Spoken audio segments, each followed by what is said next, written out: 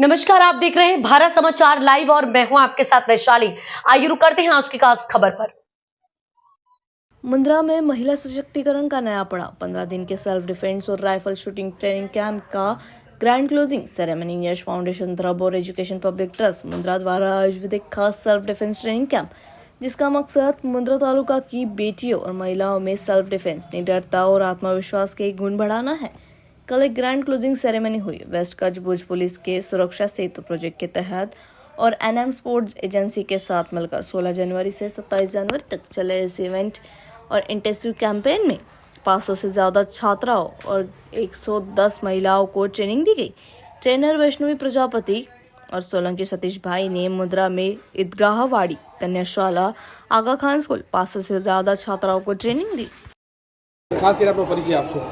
मारू नाम निर्मला महेश्वरी है અને એનએમ સ્પોર્ટ્સ એજન્સીની હું ફાઉન્ડર છું। બેન, સુરક્ષા સેતુ કાર્યક્રમ આપ સમગ્ર કચ્છના છેવાડા ગામ સુધી જઈ રહ્યા છો ત્યારે આપ મુંદ્રામાં આવે છો, પહેલાં તો કહેજો કે મુંદ્રામાં બહેનોને કેટલો લાભ મળ્યો આ પ્રોગ્રામ? ના, આ પ્રોગ્રામથી અમને ઘણો લાભ મળ્યો છે।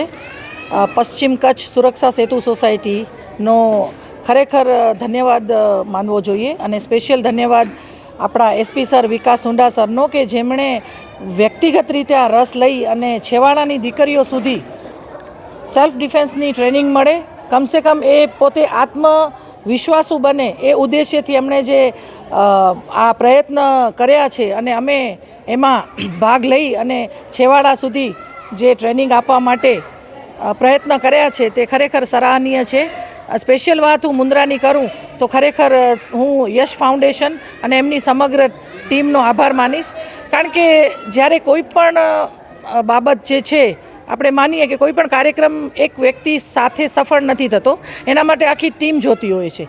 યશ ફાઉન્ડેશન અને સ્પેશિયલ સુલતાનભાઈ કે જેમણે આખા મુંદ્રામાં ફરી પેમ્પલેટ્સ આપી અને જે એમણે પ્રચાર કર્યો કે મેક્સિમમ દીકરીઓ, બહેનો, મહિલાઓ કોઈ પણ કાર્ય કરતી હોય એ તમે આવો અહીંયા અને આત્મરક્ષાની આપણી આ જે 15 દિવસની ટ્રેનિંગ છે એ તમે ટ્રેનિંગ લ્યો। આવું ખરેખર ઉત્સાહ જો દરેક તાલુકામાં થાય તો મને નથી લાગતું કે કોઈ પણ જે જિલ્લો છે અથવા તાલુકો છે એ કોરો રહે અને દરેક દીકરી, દરેક બેન એ કમસે કમ પોતાનું આત્મરક્ષણ કરી શકે એટલી સક્ષમ તો બની શકે। બેન, આપણું કચ્છ સરહદી વિસ્તાર છે, આપ સરહદી બોર્ડર ઉપર પણ ગયા છો લોકોને તાલીમ આપવા, તો એમનો કેવો ભાવ રહ્યો આ પ્રોગ્રામ બાદ? ના, ખરેખર હું સરહદી વિસ્તારોમાં હું છેવાડાના ગામ સુધી ગઈ છું।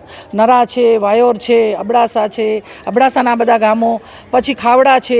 ખરેખર મને ક્યારેક એવું ફીલ થાય છે કે એમને વધુ જરૂર છે, કારણ કે છેવાડાના ગામ છે, કોઈ પાયાની બહુ વધુ પડતી સુવિધાઓ નથી, એટલે એમ માનો ને કે બધે એકલો જવું પડે છે દીકરીઓને। સ્કૂલ પગે જતી હોય છે, ઘણીવાર સાયકલથી જતી હોય છે, મહિલાઓ પણ પોતાના જે અલગ અલગ કાર્યો છે, ખેતરે જાય કે બીજું કંઈ પણ કામ કરતા હોય, ત્યારે ખરેખર એવું લાગે છે કે એ લોકોને સ્થિતિ કરતાં વધુ જરૂર છે અને એ લોકોએ આ તાલીમ લીધા પછી એ લોકોએ સ્પેશિયલ જે છે એમણે પોલીસ તંત્રનું અને આ સુરક્ષા સોસાયટીનો ખૂબ આભાર માન્યો છે અને એમણે આવા પ્રોગ્રામો થતા રહે એ માટે મને કીધું છે કે ભાઈ તમે સાહેબને, એસપી સાહેબને અને આગળ તમારા જે કોઈ આ ડિપાર્ટમેન્ટના લોકો હોય એમને ઇન્ફોર્મ કરજો કે આવું સમયાંતરે આવા પ્રોગ્રામો કરતા રહે, જેથી અમારો આત્મવિશ્વાસ છે એ કન્ટિન્યુ રહે।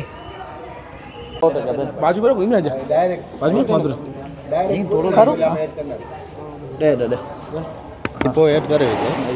પશ્ચિમ કચ્છ સુરક્ષા સેતુ સોસાયટી થ્રુ જે આ સ્વરક્ષણની તાલીમ મુંદ્રા ખાતે લેવામાં આવી છે અને ખરેખર હું સૌથી વધુ આભાર જે છે એ મુંદ્રાના પીઆઈ રાણા સાહેબનો માનીશ કે તેમણે અમને ખરેખર બહુ સપોર્ટ કર્યો અને સપોર્ટિવ રહ્યા અને આટલી મોટી સંખ્યામાં દીકરીઓ હાજર રહી તે માટે હું એમનો સ્પેશિયલ આભાર માનું છું।